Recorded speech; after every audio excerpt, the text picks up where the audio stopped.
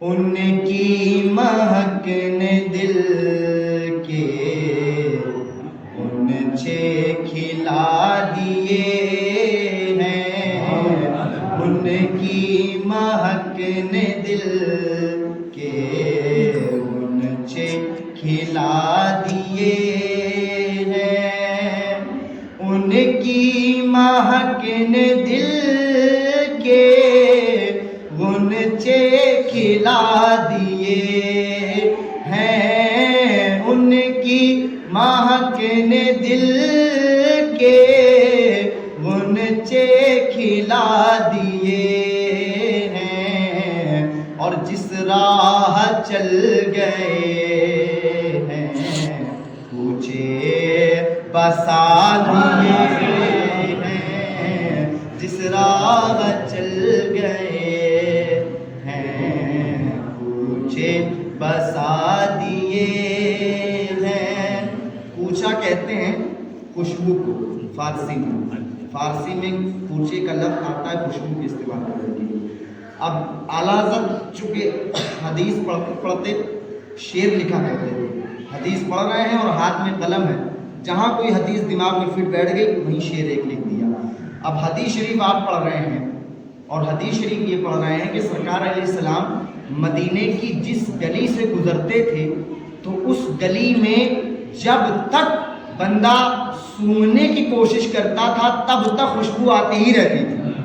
آتی ہی رہتی تھی، آتی ہی رہتی تھی، آتی ہی رہتی تھی، یہاں تک کہ اگر حضور ایک بار بھی گزر جائیں اور دوبارہ پوری زندگی بھی اس گلی میں نہ آئیں پھر بھی اس گلی سے سرکار کے پسینے کی خوشبو نہیں جاتی تھی۔ اور جو لوگ آج مسجد نبوی کی زیارت کر کے آئے ہیں وہ جانتے ہیں کہ آج مسجد نبوی میں کوئی الگ سے عطر نہیں لگایا جاتا ہے، کوئی الگ سے وہاں پر کوئی ایسا سسٹم نہیں ہے کہ وہاں پر اسپرے چھڑکا جائے، بلکہ مسجد نبوی کے بنیاد میں اصل میں میرے نبی کا پسینہ بھی شامل ہے۔ حضور کا پسینہ اس بات کی گواہی دیتا ہے کہ دنیا کے تمام عطر ایک طرف رکھ دیے جائیں اور حضور کا پسینہ ایک طرف رکھ دیا جائے تو سب کو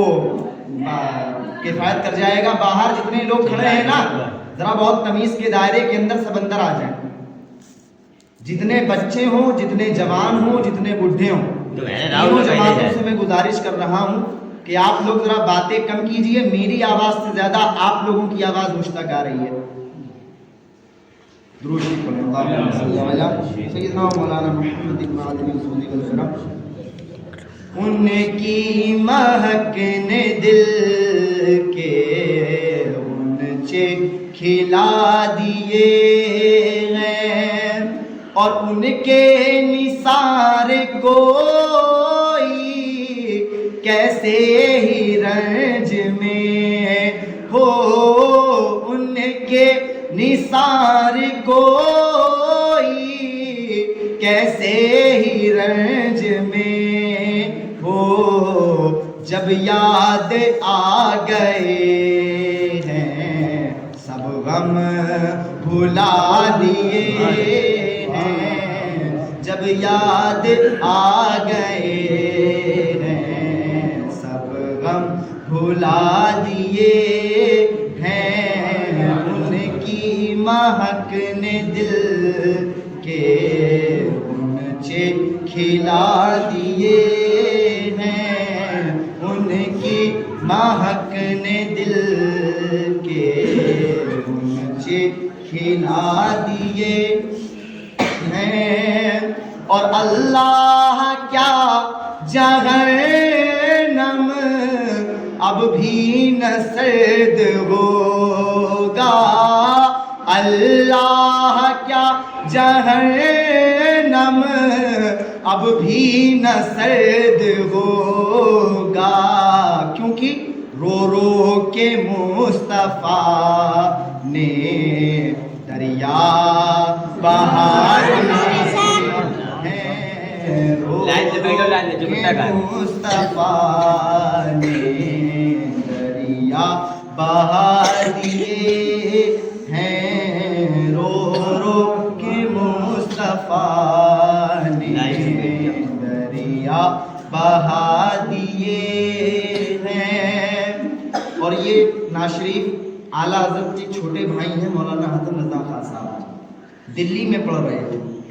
تو دلی کا ایک بہت مشہور نعت خواں داغ دہلوی جن کا نام ہے، بہت مشہور تھے اپنے زمانے کے لوگ، بڑے بڑے شاعر جاتے تھے ان کے پاس اور اپنی نعت ان کے پاس پیش کرتے تھے، جو کچھ غلطی خامی ہوتی تھی وہ اس میں صحیح کرتے تھے، بہت بڑے شاعر تھے، وہ بھی موجود تھے۔ اب استاد زمن یہ شعر پڑھتے پڑھتے پوری نعت پڑھ دی، مقطع نہیں پڑھا۔ مقطع کیا ہوتا ہے؟ مقطع اس شعر کو کہتے ہیں جس شعر میں شاعر کا نام لیا جاتا ہے، اس شعر کو مقطع کہتے ہیں۔ تو استاد زمن نے مقطع نہیں پڑھا، بغیر مقطع پڑھے بیٹھ گئے۔ داغ دہلوی کا جب نمبر آیا تو کہا کہ بھائی حسن رضا، آپ نے یہ کلام جو پڑھا اس کلام کا مقطع نہیں پڑھا، پتہ ہی نہیں چلا کہ کس شاعر کا کلام ہے۔ تو کہتے ہیں کہ حضور یہ میرے بڑے بھائی احمد رضا کا کلام ہے، لیکن انہوں نے مقطع ابھی لکھا نہیں، میں بغیر مقطع کے اٹھا لایا اور میں نے پڑھنا شروع کر دیا۔ تو داغ دہلوی نے کہا کہ چلو ٹھیک ہے، احمد رضا سے کہنا اب مقطع لکھنے کی ضرورت نہیں ہے، ان کے لیے مقطع میں لکھ رہا ہوں۔ وہیں کھڑے کھڑے داغ دہلوی نے وہیں کھڑے کھڑے اعلیٰ حضرت کے لیے مقطع کہا، اور پھر اعلیٰ حضرت نے اسی مقطع کو اپنے کلام میں جوڑ دیا۔ داغ دہلوی کہتا ہے کہ ملک سخن کی شاعری تم کو رضا مسلم، ملک سخن کی شاعری تم کو رضا مسلم، جس سمت آ گئے